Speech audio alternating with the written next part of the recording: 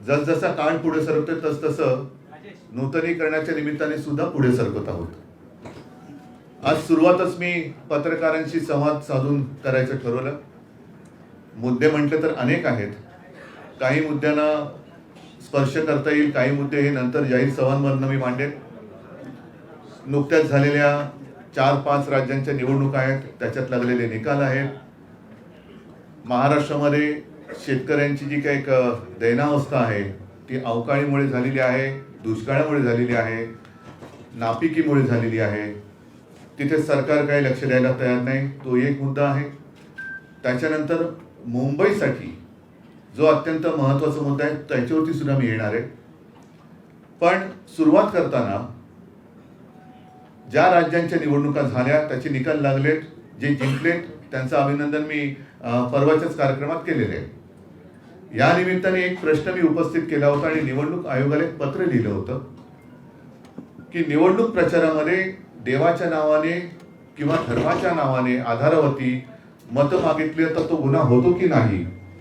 कारण आपल्याला कल्पना आहे, मी जे पत्र निवडणूक आयोगाला लिहिलेलं आहे, आयुक्ताने लिहिलेलं आहे, त्याच्यात स्पष्ट मी उदाहरणासह नमूद केलेले आहे की कर्नाटकाच्या निवडणुकीत माननीय पंतप्रधान बजरंगबली की जय म्हणून मतदानाचं बटन दाबा तुम्ही असं म्हटले होते. अमित शहा आपल्या देशाचे केंद्रीय गृहमंत्री हे मध्य प्रदेशच्या निवडणुकीत भाजपला मत दिल्यानंतर आम्ही रामलल्लाचं दर्शन तुम्हाला फुकट करून देऊ असं म्हणाले होते. त्याच वेळेला मी आठवण करून दिली होती की या देशातले नव्हे जगातले एकमेव हिंदू हृदय सम्राट, गद्दार हृदय सम्राटांबद्दल माझं काही म्हणणं नाहीये, पण एकमेव हिंदू हृदय सम्राट शिवसेना प्रमुख बाळासाहेब ठाकरे यांनी त्यावेळेला आपल्या भाषणामध्ये हिंदुत्वाचा मुद्दा घेतला होता, राम मंदिराचा मुद्दा घेतला होता. त्यावेळेला मात्र त्यांच्यावरती निवडणूक आयोगाने 6 वर्ष निवडणूक लढवायला तर बंदी केली होती. ती पुरेशी नाही वाटली म्हणून मतदानाचा मूलभूत अधिकार सुद्धा काढला होता. आज त्याच्यामध्ये काही बदल झाला आहे का असं पत्र मी त्यांना विचारलं होतं. पत्रात अजून त्यांचं काही उत्तर आलेलं नाही.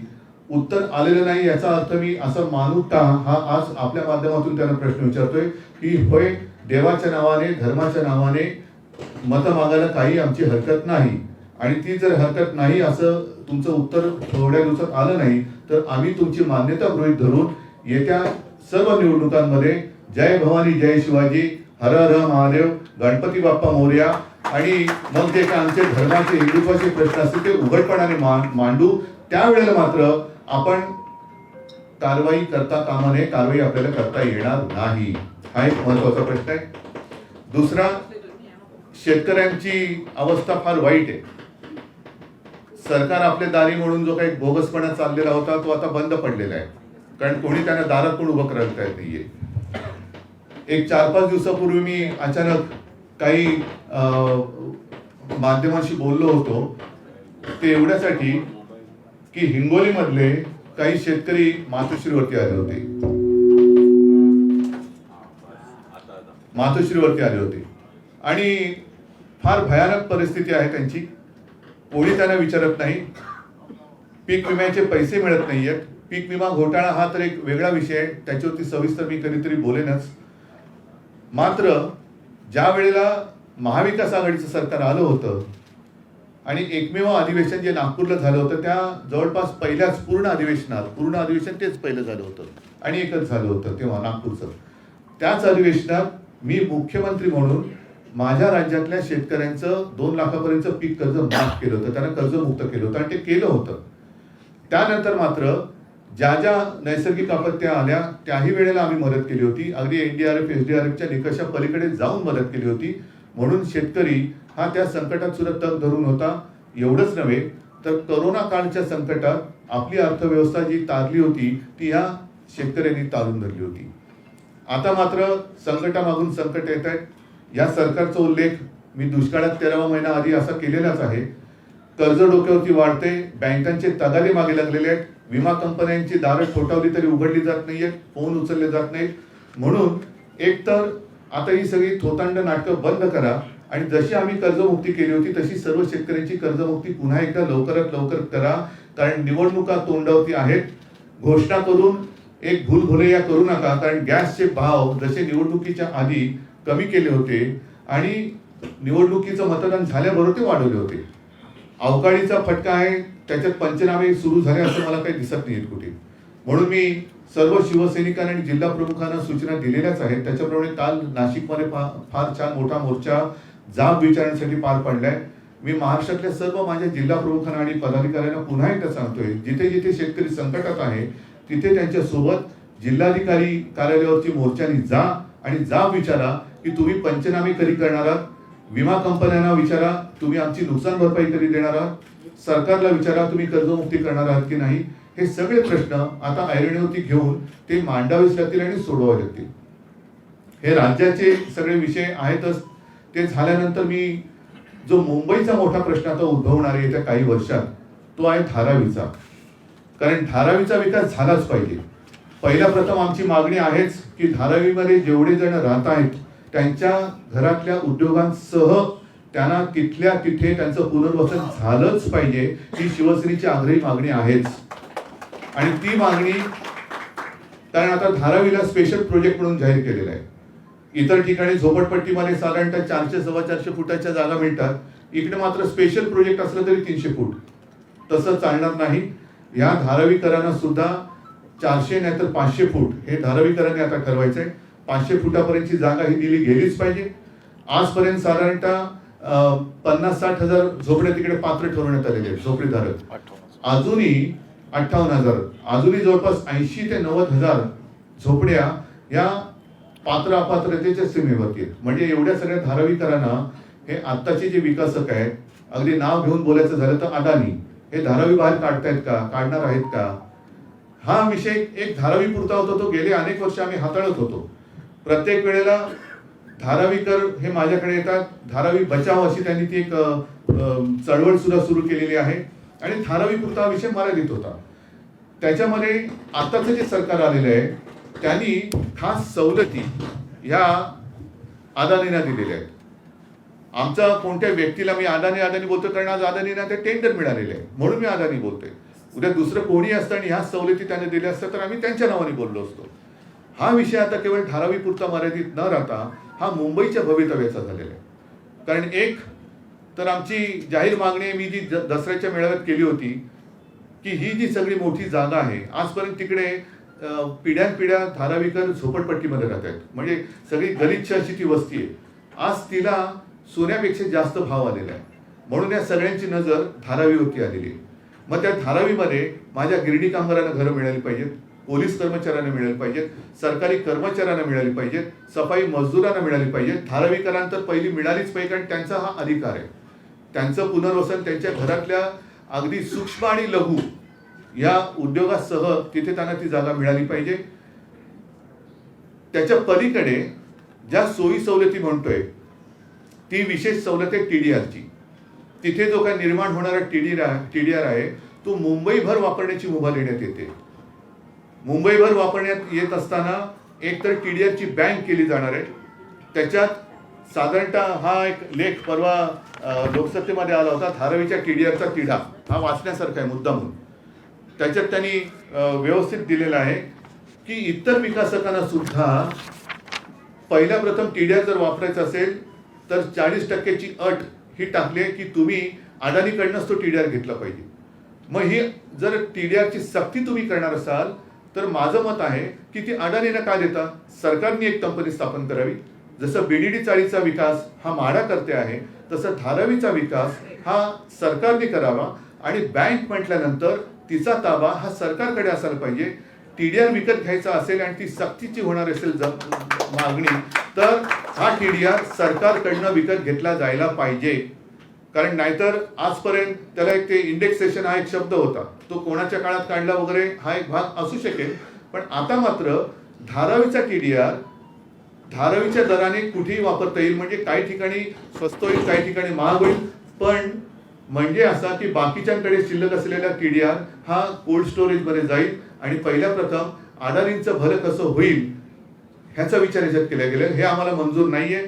जर TDR बँक करणार असाल तर ती सरकारचीच असायला पाहिजे. एक तर TDR कोणत्या आधारावरती तुम्ही गृहीत धरलेलं आहे त्याचं काही नाही, कारण अजून धारावीमध्ये सर्वेच झालेला नाहीये.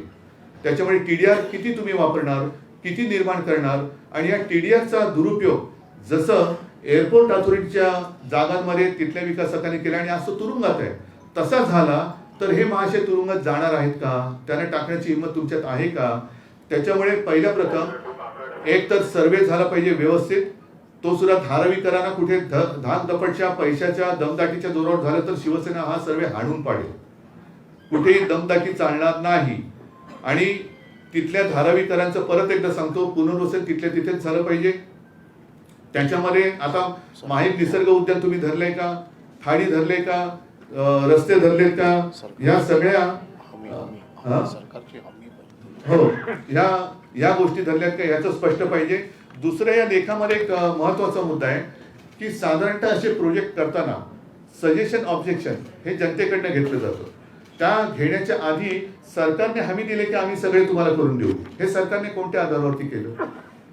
जर का तुम्ही अजून सजेशन ऑब्जेक्शन आम्हाला कोणाला काही बोलायलाच दिलेलं नाही, जर तुम्ही तसं करणार असाल तर आम्ही सुद्धा आज शिवसेना प्रशासनात नाही, पण शिवसेनेची ताकद ही प्रशासनात असणं आणि नसणं याच्यावरती नाही. शिवसेनेची ताकद ही रस्त्यावरती आणि ती रस्त्यावरची ताकद आज पुन्हा एकदा तुम्हाला जाब विचारण्यासाठी रस्त्यावरती उतरणार आहे. ह्या सगळ्या प्रकरणामध्ये सरकारला नेमका काय फायदा होणार आहे हे कुठे तसं काय झालेलं नाही आहे. कारण 20% सरकार आणि 80% अदानी. बरं, याच्यामध्ये रेल्वेची जागा कोण खरेदी करणार, ते कोणत्या दराने काय करणार, सेवा सुविधा, एवढ्या सगळ्या वस्तीला जर ते दार बंद करून घ्या, एवढ्या सगळ्या वस्तीला पाणी कुठून आणणार, त्याच्यानंतर त्यांच्या सगळ्या ड्रेनेजची जी सोय आहे ती कुठून करणार, रस्ते कसे करणार. एक तर आजच नियोजन शून्य विकास कामांमुळे मुंबईकरांचा जीव घुसमटलेला आहे. एवढं प्रदूषण माझ्या तरी आयुष्यात आजपर्यंत मी काय कोणी पाहिलं नसेल एवढं प्रदूषण हे मुंबईमध्ये होते. केवळ आणि केवळ हे सरकार कॉन्ट्रॅक्टरसाठी काम करते. मग ती रस्त्याची कॉन्ट्रॅक्ट असतील, आणखीन कसली कॉन्ट्रॅक्ट असतील. म्हणजे प्रदूषण एक तर नियोजन शून्य कामांमुळे प्रदूषण, मग ते प्रदूषण रोखण्यासाठी पुन्हा त्याच्यावरती यंत्र, त्याचं कॉन्ट्रॅक्ट, ते होऊ नये म्हणून त्याचं कॉन्ट्रॅक्ट. हे सगळं कॉन्ट्रॅक्टरचं सरकार आहे. आणि मुंबईतले 3 महत्वाचे प्रकल्प म्हणजे जिकडे आता क्लस्टर प्रोजेक्ट होत आहेत हे सुद्धा हे यांच्या घशात किंवा खिशात घालण्याचं काम सरकार करते. ह्याच्यामधले 3 जे मोठे प्रकल्प माझ्या कानावरती आले ते म्हणजे अभ्युदयनगर, त्याच्यानंतर आदर्शनगर आणि वांद्रा रेक्लेमेशन. याचा पुनर्विकास हा सुद्धा अदानींना देण्यात येण्याचं घाटतंय. म्हणजे सगळं काही पूर्वी एक आपण म्हणायचं वाक्प्रचार, तसं भूमी गोपाल की तसं मुंबई अदानी की. ही मुंबई मराठी माणसाने 1960 साली रक्त सांडून बलिदान देऊन मिळवलेली आहे. ही आम्हाला कोणी आंदण दिलेली नाही आणि आम्ही ती कोणालाही आंदण देऊ देणार नाही. आणि याकरता सरकारला जाब विचारण्यासाठी, अदानीने सुद्धा स्पष्टीकरण विचारण्यासाठी येत्या 16 तारखेला शिवसेनेचा प्रचंड मोर्चा हा धारावीतून अदानींच्या ऑफिसवरती जाईल. कारण हे कोणीतरी बोललं पाहिजे, कोणीतरी विचारलं पाहिजे. धारावीकरांना सुद्धा मी आवाहन करतोय की तुमच्यासाठी तुमचं निमित्त आहे, तुमच्या जागा बळकावू देऊ नका. जर कोणी गुंडगिरी करायला आला तर शिवसेनेकडे या. शिवसेनेचे मर्द शिवसैनिक तुमच्यासोबत तिकडे या गुंडांना सरळ केल्याशिवाय राहणार नाही. आणि सरकारला सुद्धा मी सांगतोय की तुम्ही नावाप्रमाणे मिंदे होऊ नका. कारण तुमचे सुद्धा दिवस भरत आलेले आहेत. सुप्रीम कोर्टाची तारीख जवळ येत चाललेली आहे. इथे काही जरी झालं तरी सुप्रीम कोर्ट बसलेलं आहे वरती. त्याच्यामुळे तुम्ही जाता जाता आपली मुंबा आई, मुंबा देवीच्या नावावरनं पडलेलं नाव आहे मुंबई, हे कोणाच्या तरी सांगण्यावरनं कोणाची तरी धुणी भांडी करताना केवळ आणि केवळ आपल्याला खुर्ची मिळाली म्हणून ती आंदण देऊ नका. हे पाप, मुंबईला खतम करण्याचं पाप हे कोणी करू नये. आणि जसं मी धारावीकरांना आवाहन करतोय तसंच मुंबईतल्या सर्व जात पात धर्म पक्ष सगळ्यांना आवाहन करतोय की मुंबईचे प्रेमी जे आहेत, कारण मुंबई ही कोणाला रिकाम्या हाताने आणि रिकाम्या पोटाने झोपायला देत नाही. जे येतात त्यांना मुंबई आसरा देते आणि त्यांच्या कष्टावरती मुंबई आहे. तर मराठी माणसांनी पण आलंच पाहिजे. जेवढे जेवढे मुंबईकर आहेत, जे मुंबई प्रेमी आहेत, त्यांनी 16 तारखेला हा आपल्या मुंबई बचाव नाही, मुंबई बचाव शब्द एवढं बोलण्यामुळे आम्ही काही कमकुवत झालेलं नाही. मुंबईच्या कडे वाकड्या डोळ्याने बघाल तर याद राखा हे सांगण्यासाठी 16 तारखेचा मोर्चा धारावीतून निघून अदानीच्या कार्यालयावरती जाईल. आणि दुसरा पण मुद्दा आहे, कारण आता जसं हे प्रकल्प एक एक त्यांच्या घशात घालतात, तसं वीज बिलं सुद्धा अमाप यायला लागलेली आहेत.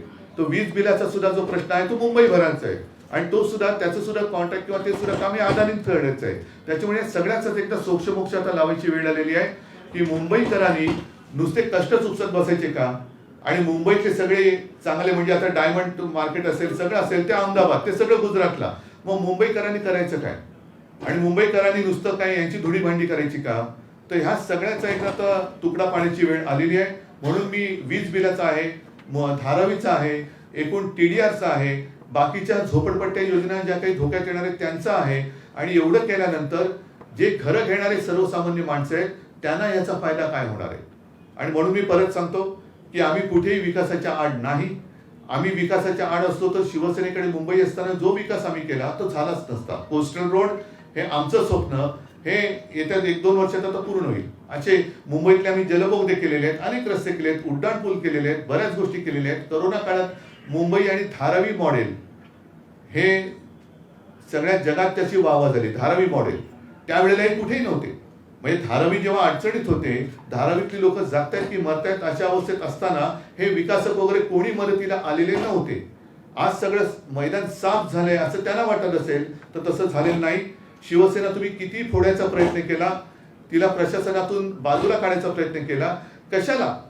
माझं आज पुन्हा आव्हान आहे की 4 राज्यांच्या निवडणुका झाल्या, 5 राज्यांच्या झाल्या, भाजपाला भरघोस यश मिळालं. चला माझं आव्हान आहे की पहिली तुम्ही मुंबई महापालिका निवडणुका घ्या, मुंबई महापालिकेची निवडणुका, आणि त्या पलीकडे जाऊन आज सामनाच जो अग्रलेख आहे की एवढी तुमची लाट आहे तर त्या लाटेमध्ये एकच निवडणूक तुम्ही लोकसभेची बॅलेट पेपरवरती घेऊन दाखवा. बॅलेट पेपरवरती म्हणजे आमच्याही मनामध्ये शंका नको. कारण आता सगळं वातावरण विरोधात असताना मध्ये सगळे जे काही एक्झिट पोल आणि काय सगळे पोल बिल येत होते ते उलटे पालटे करणारे निकाल लागतात. हे कसं घडलं हे मतदाराला हा प्रश्न पडत असेल तर ती शंका दूर करायला एकच निवडणूक, जर दम असेल तर बॅलेट पेपरवरती घ्या. बॅलेट पेपरवरती मतमोजणी करायला वेळ लागत असेल मान्य आहे, पण ज्या वेळेला निवडणुका लांबवल्या जातात, अगदी सिनेटची निवडणूक सुद्धा, साधी सिनेटची निवडणूक तुम्ही लांबवताय त्याच्यात वेळ नाही जात. मग मतमोजणीसाठी जिकडे लोकशाहीचं आणि देशाचं भवितव्य ठरवणारी निवडणूक आहे तिला मतमोजणीसाठी 2-3 दिवस लागले तर त्याच्यात फरक काय पडतो? आज सुद्धा महापालिकेची निवडणूक वर्ष 1.5 वर्ष तुम्ही पुढे ढकललेली आहे, त्याच्यात वेळ नाही जात. तर तो जो वेळ आहे त्याच्यापेक्षा हा वेळ अगदी कमी आहे. तर तुमच्यात हिंमत असेल आणि तुमच्यात एवढा आत्मविश्वास भरला असेल तर उद्या होणारी लोकसभेची निवडणूक ही एकच निवडणूक देशभर बॅलेट पेपरने यांनी घेऊन जिंकून दाखवावी. आणि नाही तर पहिली मुंबई महापालिकेची निवडणूक यांनी बॅलेट पेपरवरती घेऊन दाखवावी. असो, हे सगळे प्रश्न आहेत, पण हा विषय जेव्हा मुंबईकरांच्या गळ्याशी आलेला आहे तेव्हा हा फास तोडण्याचं काम शिवसेना केल्याशिवाय राहणार नाही. आणि परत सांगतो, शिवसेना कुठे प्रशासनात नाही म्हणून आता मोकळं राहणे असं ज्यांना वाटत असेल त्यांना वटणीवर आणण्यासाठी 16 तारखेला धारावीतून अदानींच्या ऑफिसवरती शिवसेनेचा विराट मोर्चा धडकणार आहे. मी तमाम मुंबई प्रेमींना आवाहन करतोय, आपण सगळेजण त्याच्यात सहभागी व्हा.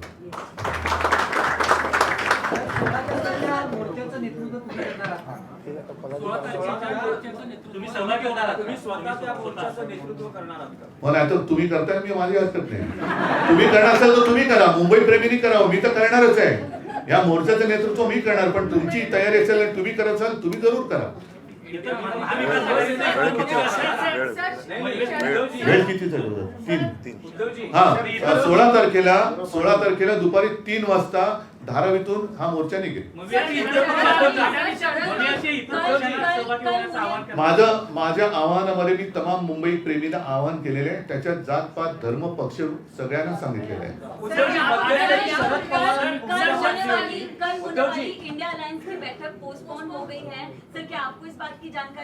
मैं 16 तारीख को मोर्चा में आने के लिए आपको भी आमंत्रित करता हूं, क्योंकि मुंबई का विषय है, धारावी का विषय है, तो आप भी उसमें आइए.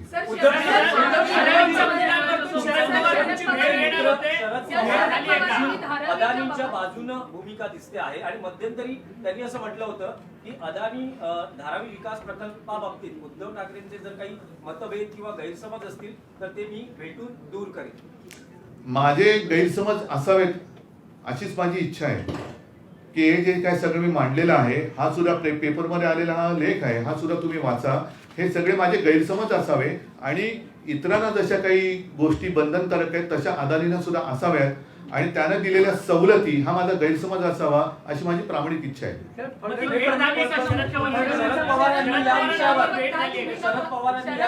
नाही, एकाने कोणतरी बोला ना. शरद पवारांनी या विषयावर जर तुमच्याशी चर्चा केली तर त्यातून मी आता 16 तारखेचा मोर्चा जाहीर केलेला आहे आणि त्याच्यामध्ये शरद पवार साहेबांपेक्षा सरकारने भूमिका जाहीर करावी की नेमकं काय आहे. टीडीआर कशाच्या आधारावरती तुम्ही काढलंय, टीडीआरची बँक अदानीच्या ताब्यात बँकेचे ताबे का देणार आहात, ती सरकारकडे का नाही, आणि बीडीडी चाळीचा विकास जसं म्हाडाच्या अंतर्गत करतोय, कारण याच्यामध्ये शेवटी अदानी स्वतः उभं राहून विकास करणार आहेत का, ते सुद्धा सब कॉन्ट्रॅक्टर नेमणार आहेत.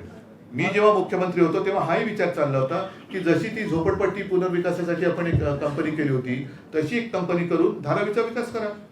जगातले चांगले तिथले लोक येतील, टाउन प्लॅनिंग होईल. आता टाउन प्लॅनिंग सुद्धा मला वाटतं सरकारने करून त्यांना दिले, मग अदानीने काय केले, ते सब कॉन्ट्रॅक्ट नेमणार, पैसा सरकारचा. जमीन टीडीआर आधी विकून पळाले तर कोण काय करणार. त्याच्यामुळे पहिला टीडीआरचा एक निकाल लावा आणि टीडीआरचा निकाल लावल्यानंतर जोपर्यंत तिथला विकास होत नाही तोपर्यंत टीडीआर विकायला बंदी करा. मी शिवसेनेपुरतं बोलतो, बाकीच्या पक्षांचं मी बोलत नाही. मी शिवसेनेचा पक्षप्रमुख आहे, शिवसेनेचा मोर्चा मी आज जाहीर केलेला आहे.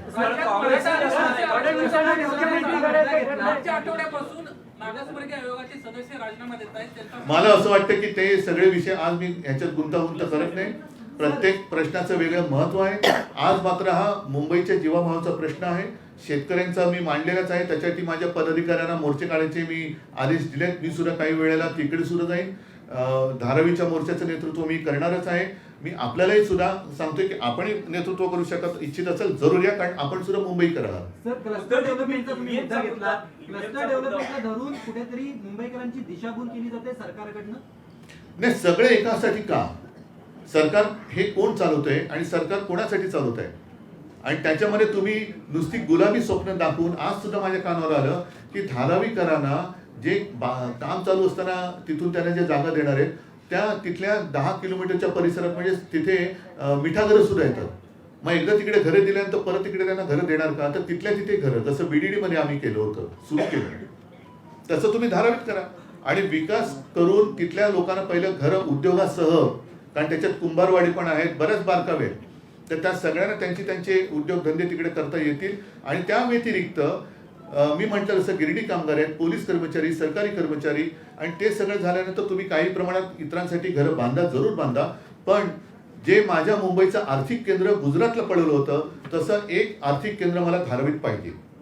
एक आर्थिक केंद्र मला धारावीत पाहिजे, कारण धारावीच्या बाजूची सोन्यापेक्षा जास्त मोलाची जागा बुलेट ट्रेनच्या घशात घातली. कशासाठी घातली, काय मुंबईला उपयोग आहे त्याचा. तर मुंबईमध्ये सुद्धा आर्थिक केंद्र पाहिजे. जे उद्योग मुंबईच्या बाहेर पळवले जात आहेत ते थांबले पाहिजेत. तुम्ही सगळं मुंबईतल्या गुजरातला नेणार म्हणजे मुंबईला काय तुम्ही उकिरडा करण्याचा विचार, मुंबई तुम्ही एका माणसाच्या घशात घालायला बघताय, तर ते नाही होणार.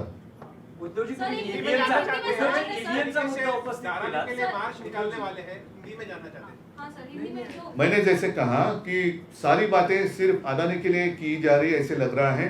टीडीआर की बात तो मैंने की कि टीडीआर की एक बैंक बनाने जाने वाले हैं जिसका अधिकार सरकार के पास होना चाहिए, और टीडीआर अगर इस्तेमाल करना है तो पहले वहाँ के जो जितने धारावीकर हैं उनको वहीं पे पहले घर देना ही चाहिए, और वो भी 300 फुट वगैरह नहीं, जैसे 400 फुट हो या 500, वो तो देना ही चाहिए. साथ ही साथ मेरे पुलिस कर्मचारी है, गिरणी कामगार है, सफाई मजदूर है, सबको घर दे दो. वहाँ गवर्नमेंट के कर्मचारी है. और उसके बाद जो आर्थिक केंद्र मुंबई में होने वाला था वो गुजरात में लेके गए, वैसा दूसरा आर्थिक केंद्र मुझे धारावी में चाहिए. मुंबई कोई किसी की बर्तन मांजने वाली कोई कंपनी नहीं है. मुंबई देश को संभालती है. आज तक जितना रेवेन्यू सेंटर में जाता है माना जाता है 35 से ज़्यादा % अकेली मुंबई देती है. तो इसलिए मुंबई को आर्थिक राजधानी कहते हैं. तो वो शायद कुछ लोगों के पेट में दर्द होता है कि अरे मुंबई क्यों, हमारा गांव होना चाहिए. करो ना, अपना गांव का विकास करो, लेकिन इसका मतलब ये नहीं कि मुंबई को खत्म करो, हम नहीं होने देंगे. इलेक्शन कमीशन को जो आपने पत्र लिखा था धन को लेकर, इलेक्शन कमीशन को जो आपने पत्र लिखा था धन को लेकर जो वोट हो रही है, आज तक इसका कोई उत्तर आया नहीं। शायद 20-25 दिन तो हुए, चुनाव के पहले मैंने लिखा था और थोड़े दिन में इंतजार करूंगा, एक बार शायद और पत्र लिख लूंगा, लेकिन इलेक्शन कमीशन से कोई जवाब नहीं आया तो मैं मान लूंगा कि अब मैं भी आगे आने वाले चुनाव में जय शिवाजी जय भवानी हर हर महादेव गणपति बप्पा मोरया हिंदुत्व का प्रचार कर अगर वोट मांगू तो वो अपराध नहीं होगा। सर एक चौंकाने वाला रिपोर्ट सामने आया है नेशनल क्राइम रिकॉर्ड ब्यूरो का, जिसमें बताया गया है 2022 में सबसे ज्यादा जो अपराध महिलाओं के प्रति हुए हैं वो मुंबई शहर दूसरा है और महाराष्ट्र राज्य दूसरा है। और अगर पहले की बात करें तो उत्तर प्रदेश राज्य पहला है और पहला शहर दिल्ली है। तो 2022 में 6000 से अधिक अपराध महिलाओं के खिलाफ हुए हैं मुंबई शहर में। क्या कहना चाहेंगे इसे लेकर? और क्या कहना चाहिए, कहने की जरूरत ही नहीं है। मैंने उस वक्त कहा था, मराठी में बोललो होतो की सरकार चालवायला नालायक आहे।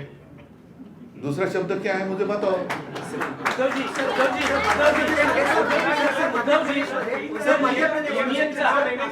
बीएमसी चुनाव लीजिए, ऐसा आप खुला चैलेंज कर रहे हैं। बीएमसी चुनाव लीजिए। अरे पहले सीनेट का इलेक्शन ले लो। सर मध्य प्रदेशमध्ये लाडली बहिणा प्रभावी ठरली, महाराष्ट्रामध्ये पण केंद्र सरकारच्या मला कळलं, जरा परत जरा। मध्य प्रदेशमध्ये लाडली बहिणा हिचा प्रभाव ठरला, परिणाम दिसला। केंद्र सरकारच्या पण राज्यात मोठ्या प्रमाणात महिलांसाठी नहीं, लाडली बहना ठीक है, पर लाडली बहना हा जो प्रश्न होता कि गए साल मुंबई में ज्यादा से ज्यादा मुंबई नंबर 2 पर है, महिलाओं के ऊपर अत्याचार हुए हैं। तो लाडली बहना ये जो बात है मध्य प्रदेश में शायद उसका उपयोग या ये हुआ होगा, मणिपुर में क्यों नहीं हो रहा है, महाराष्ट्र में क्यों नहीं हो रहा है? क्या उनकी सब बहना होती है माझा प्रश्न अर्धवट आहे। हो, पण म्हणूनच माझं काय म्हणणं आहे की लाडली बहिणा जर मध्य प्रदेशमध्ये यशस्वी झाले असेल तर मुंबईमध्ये, आता आपण प्रश्न विचारला, महिलांच्या अत्याचारात मुंबई नंबर 2 हे लज्जास्पद आहे का? इकडे इथल्या महिला बहिणी नाही आहेत आपल्या? मणिपूर मधल्या भगिनी आपल्या भगिनी नाही आहेत महिला? नाही पण केंद्र सरकारच्या मोठ्या प्रमाणात सर योजना आहे। EVM मुद्द्यावर तुम्ही भूमिका मांडली, आज सामनामध्ये ही भूमिका मांडली गेली आहे, पण 5 राज्यांच्या निकालानंतर देवेंद्र फडणवीसांची प्रतिक्रिया आली होती। ते म्हणाले की आता भाजपच्या विजयानंतर ईव्हीएम वर खापर फोडलं जाईल, तर तेच आता पुन्हा सुरू झालं। माझं म्हणणं तेच आहे। ऐका एक मिनिट, एकच फक्त साहेब माझा एक प्रश्न पूर्ण होते की जेव्हा विरोधी पक्ष जिंकतात तेव्हा ईव्हीएमच्या बाबतीत भूमिका नसते, पण भाजप जेव्हा जिंकतो, ऐका एक मिनिट ऐका। महापालिकेत म्हणून माझं मत असं आहे की एकदा याचा विषय संपवून टाका, कारण ज्या वेळेला काँग्रेस जिंकत होते तेव्हा इथलेच हे जे आता मध्ये ज्यांचे काही चित्रफिती आपल्या माध्यमातून आल्या होत्या तेच ईव्हीएमच्या विरोधात लढत होते, त्यांनीच आम्हाला एक प्रेझेंटेशन दिलं होतं। तर हे उघड सत्य आहे। त्याच्यामुळे त्याच्याबद्दलची शासनकथा, माझं उलट मी देवेंद्रजींच्या बाजूने बोलतोय की तुमची लाट आहे हे आणि ईव्हीएमचा संशय खोटा आहे, तो खोटा ठरवण्यासाठी एकदा बॅलेट पेपरवरती निवडणुका घ्या, म्हणजे हा विषय संपून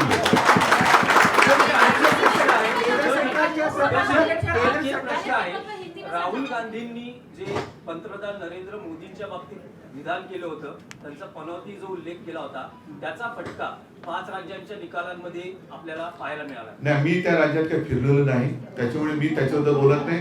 मी माझ्या महाराष्ट्रापुरता आणि मुंबईपुरता बोलतोय। म्हणून मुंबईच्या पुन्हा एकदा सांगतो, गळ्याशी येणारा विकासक त्याला जाब विचारण्यासाठी येत्या 16 तारखेला दुपारी 3 वाजता धारावीतून मुंबई प्रेमींचा मोर्चा शिवसेनेच्या माझ्या नेतृत्वाखाली निघेल आणि तो अदानीच्या ऑफिसवरती जाईल। धन्यवाद सगळ्यांना। जय हिंद, जय महाराष्ट्र।